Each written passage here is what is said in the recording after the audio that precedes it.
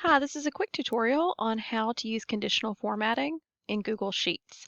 So I have here a Google Sheet spreadsheet and it's got data already entered. So we're going to put formatting on some of these columns.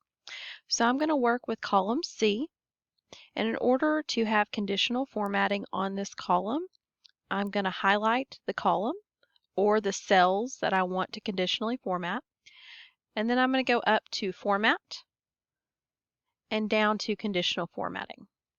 And you'll see here it's going to put my range, because I already had it selected, and then ask me what my format rules are. Well, in this case, I'm looking at grades, and I may want to format this to show me different ranges, maybe a failing grade one color, or 70 to 90 a different color, and then 90 to 100 a separate.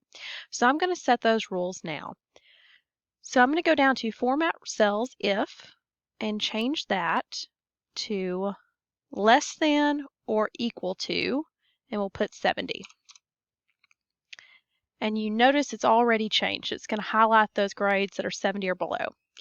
And I'm going to change that color to a light red. And once I'm happy with my rule and what it's done, and I can see that over here, I'm going to click Done. And that rule is saved. If I ever want to edit that rule or change it, I can simply click it and edit it from there.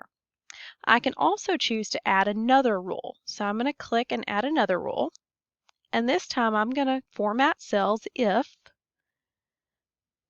is between. So I'm going to put between two values. So let's say 71 and 90.